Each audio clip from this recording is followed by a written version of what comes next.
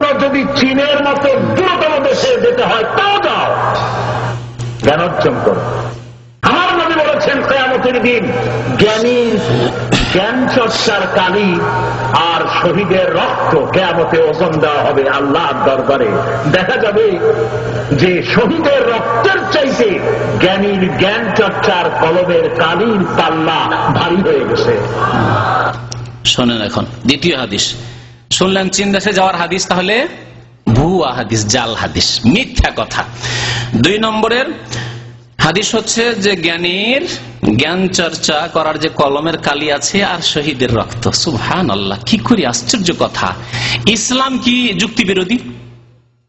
ইসলাম যুক্তি বিরোধী নয়, অযৌক্তিক কথা যে একজন মানুষ জীবনটাকে কোরবানি করে দিল, স্ত্রীকে বিধবা করলো, ছেলে মেয়েদেরকে এতিম করে দিল, বাবা মা বৃদ্ধ আছে, তাদের খাওয়া দাওয়া রিজিকের রাস্তা বন্ধ হয়ে গেল, কোথা থেকে তাদের রিজিক চলবে? সেই ব্যক্তির রক্তের চাইতে কলম নিয়ে বসে আছে, এসিতে বসে লিখছে আমাদের মতো, আর এই কলমের মূল্য, হ্যাঁ, পার্লামেন্টে বসে আছে কলম নিয়ে, আর আমরা ইসলামী আইন বাস্তবায়ন করবো আর বসে আছে, আর সেই ব্যক্তির কলমের মূল্য শহীদের রক্তের চাইতে বেশি হয়ে যায়, হযরত হামজা রাদিয়াল্লাহু তাআলার রক্তের চাইতে বেশি হয়ে যাবে। আশ্চর্য না?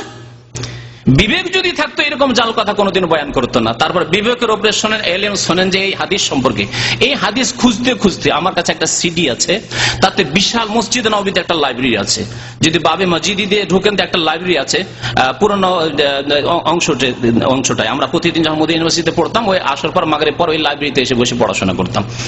তো বহু পাণ্ডুলিপি আছে, শুধু কিতাবই নেই, পাণ্ডুলিপি, হাতের লেখা কিতাব প্রাচীন যুগের আছে, দ্বীনি কিতাব, হাদিসের কিতাব। তো সেখানকার লাইব্রেরি পুরো ওই সিডির মধ্যে আছে। আরো অতিরিক্ত নতুন নতুন যে কিতাবগুলি লেখা হয়েছে, 20,000-এর বেশি কিতাব একটা সিডিতে আছে, আল মাকতাবা শামেলা।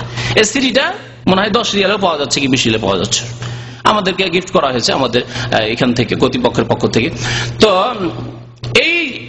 এই সিডি দিয়ে খুঁজতে খুঁজতে এই জাল হাদিস সাইদি সাহেব বললেন, যার হদিস তো কুতুবুস সিত্তা, বুখারী, মুসলিম, আবু দাউদ, নাসাই, তিরমিজি, ইবনে মাজাহ, এগুলোতে তো নয়, এগুলোতে ভারী হয়ে যান। তারপরে কোন হাদিসের কিতাব খুঁজে পাওয়া যায় না, প্রায় 2 থেকে 2.5 ঘন্টা শুধু এই হাদিস খুঁজতে লেগেছে, আমাকে সার্চিং করতে লেগেছে। তারপরে আলহামদুলিল্লাহ খুঁজে পেয়েছি। দেখেন তার অবস্থা, বলছে ইউজানু ইয়াউমাল কিয়ামাতে মেদাদুল উলামা, কিয়ামতের দিনে আলেমদের কলমের কালিকে আল্লাহ ওজন করে এক পাল্লাতে দিবেন, ওয়া দামুশ শুহাদার, শহীদের রক্তকে এক পাল্লাতে দিবেন। কত মিথ্যা কথা। তারপরে বলছেন ফায়ারজাহু মেদাদুল উলামা আলা দামিশ শুহাদা, শহীদদের খুনের চাইতে বেশি ভারী হয়ে যাবে আলেমদের কলমের কালি। হাই রে হাই। তো এই হাদিসটি সহিহ বর্ণনা করেছেন। তারপরে এই হাদিস সম্পর্কে শুনেন যে ইবনুল জৌজি আল এলাল নামক কিতাব বয়ান করেছেন, আল্লামা আলবানী রাহমাতুল্লাহ আলাইহির গবেষণা করতে বলছেন মওদুউন, হাদিস হচ্ছে মিথ্যা, জাল হাদিস, ভুয়া কথা।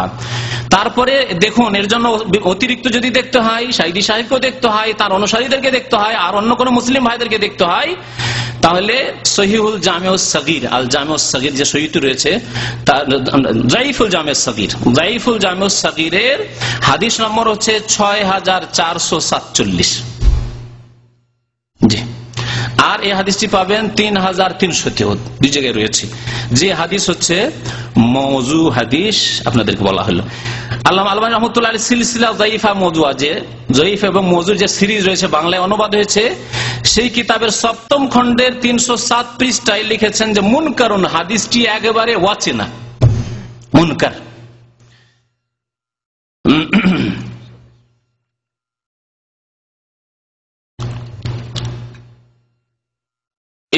ইবনে ইউনুস নামক এক মুহাদ্দিস বলছেন যে এই হাদিস বর্ণনাকারী আব্দুল্লাহ বিন মাসলামা বলছেন যে এ মুনকার হাদিস, মওযু, জাল হাদিস বয়ান করত, এবং ওই ব্যক্তি হচ্ছে মুনকারুল হাদিস, যার থেকে বর্ণনা করা জায়েজ নয়, মুনকারুল হাদিস। জি, তো এই ছিল এই হাদিসের অবস্থা, যা শুনলেন, এবং সাইদি সাহেবের ইলমের বক্তব্যের অবস্থা। জি, তারপরে শোনান। নবীজি আরো বলেছেন, 1 ঘন্টা যদি কেউ জ্ঞান চর্চা করে 60 বছরের নফল ইবাদতের সব আল্লাহ তার আমলনামায় লিখে দিবেন। সাইদি সাহেব সম্মিলিত বিদাতি দুরুদ্দ করাচ্ছেন, কিন্তু লক্ষ্য করলেন কিনা, আরো আসবে হয়তো, যে বারবার বলছেন নবীজি বলেছেন, নবীজি বলেছেন, রাসূলুল্লাহ বলেছেন, নবীজি বলেছেন, আর বখিলি করেছেন সাল্লাল্লাহু আলাইহি ওয়াসাল্লাম বলছেন না। আমাদের বক্তব্যে ইনশাআল্লাহ তাআলা হয়তো পাবেন না, ইল্লা মাশাআল্লাহ, ইল্লা মাশাআল্লাহ, আল্লাহর উপর ছেড়ে দিতে হবে। রাসূলুল্লাহ সাল্লাল্লাহু আলাইহি ওয়াসাল্লাম হক হচ্ছে যখনই তার নাম আসবে সাল্লাল্লাহু আলাইহি ওয়াসাল্লাম। বুখারী শরীফে ৭২৭৫ হাদিস আছে, ৭২৭৫ বেশি। যতবার নবীর নাম এসেছে ততবার সাল্লাল্লাহু আলাইহি ওয়াসাল্লাম রয়েছে, যে কোনো কিতাবে রয়েছে। এটি হচ্ছে আহলে সুন্নাত ওয়াল জামাতের তরিকা। আর নবী সাল্লাল্লাহু আলাইহি ওয়াসাল্লাম বলেছেন, আল বাখিল আল্লাযী যুকিরতু ইনদাহু ফালাম ইউসাল্লি আলাইয়া, ওই ব্যক্তি সবচেয়ে বড় কৃপণ যেই ব্যক্তির সামনে আমার উল্লেখ করা হবে, মুহাম্মদ নবী রাসূল এই কথা বলা হবে আর বলবে না সাল্লাল্লাহু আলাইহি ওয়াসাল্লাম। চিন্তা করুন তো। তারপরে হাদিস বয়ান করলেন তিনি ৩ নম্বরের জাল হাদিস। শুনেন, হাদিসটি তিনি বাংলায় বর্ণনা করেছেন। দেখেন, বক্তা সাহেবের আরবি জাল হাদিসটা, আরবিটাও মুখস্থ নেই, বাংলাতেই চলছে, কিন্তু আমি ওটা আরবি করে দিচ্ছি। আরবিতে হাদিসটি কি আছে? ফিকরাতু সাআতিন খায়রুম মিন ইবাদাতি ৬০ সানা। ১ ঘন্টার জ্ঞান গবেষণা মানে বিদ্যা চর্চা করা, পড়াশোনা করা। ১ ঘন্টার বিদ্যা চর্চা করা, জ্ঞান গবেষণা করা ৬০ বছরের ইবাদত চাইতে শ্রেষ্ঠ। যুক্তিসঙ্গত? অযৌক্তিক। ৬০ বছর একজন লোক, সাধারণ পরেশগার মানুষ, ইবাদত বন্দেগী, সবসময় ইবাদত বন্দেগী করছে, কোন রকম একটু খাই দেয় আর তারপরে ইবাদত বন্দেগী করে। আর একজন মানুষ ১ ঘন্টা পড়াশোনা করলো, সে ব্যক্তি শ্রেষ্ঠ হয়ে গেল। এত অযৌক্তিক দিন। নিঃসন্দেহে এলেম চর্চা করা নফল ইবাদত চাইতে উত্তম, কিন্তু সেই জন্য ৬০ বছরের ইবাদত একদিকে আর একদিকে ১ ঘন্টা রাখবেন। এইরকম যদি রাখেন যে ১ ঘন্টা একজন পড়াশোনা করছে, কোরআন হাদিস তাফসীর আর ফিকহ এসব পড়াশোনা করছে, আল্লাহ এবং রাসূলের দ্বীন জানছে, নিয়ে আসা দ্বীন, আর একজন ইবাদত বন্দেগী তাহাজ্জুদ পড়ছে, যতক্ষণ এই লোকটা তাহাজ্জুদ পড়ে পড়তে থাকলো, তাহলে কে বেশি নেকি পাবে? যে পড়াশোনা করে, এলেম চর্চা করে, সে বেশি নেকি পাবে। একজন বক্তব্য করেছে, মানুষকে দ্বীন শিখাচ্ছে, আর আরেকজন ওই সময় নফল নামাজ পড়ছে, কে বেশি নেকি পাবে? যে দ্বীন শিখছে বা শিখাচ্ছে। মসজিদে অনেক সময় বক্তব্য শুরু হচ্ছে আপনার ভাষায়, কিছু লোক সুন্নত পড়া শুরু করছেন, ও সুন্নত পড়লে আরেকজন বক্তব্য শুনলো, কে বেশি নেকি পাবে? যে শুনলো, দিনের কথা শুনলো। কারণ এলম হাসিল করলে সে এলমটা শিখে গিয়ে নিজের স্ত্রীকে শেখাতে পারবে, আরে এই মাসালা শিখে আসলাম, ছেলে মেয়েকে শিখাতে পারবে, দেশের লোক এলাকাকে শিখাতে পারবে। কিন্তু এই লোক নামাজি লোক, জাহেল মূর্খকে মূর্খই থেকে যাবে ওই অবস্থায়, যদি ওই এলম না থাকে। অনেকগুলি নতুন কথা হচ্ছে, ও শুনছে না, নামাজ পড়তে আসে বা চলে গেল, উঠে আমি নফল পড়বো আশাই গিয়ে।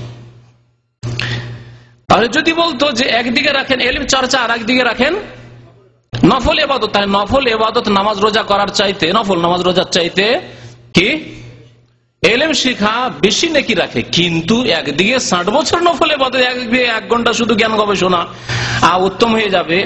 এটি হচ্ছে ডাহা মিথ্যা কথা, যুক্তির দিক দিয়ে আর এলেমের দিক দিয়ে। দেখেন এই তদন্ত করে আল্লামা আলবানী রহমতুল্লাহ আলাইহি সিলসিলা দাইফা মাওযুআহ যে সিরিজ, প্রথম খণ্ড ৩২২ পৃষ্ঠায় বলছেন মওযু, হাদিসটি হচ্ছে জাল মওযু।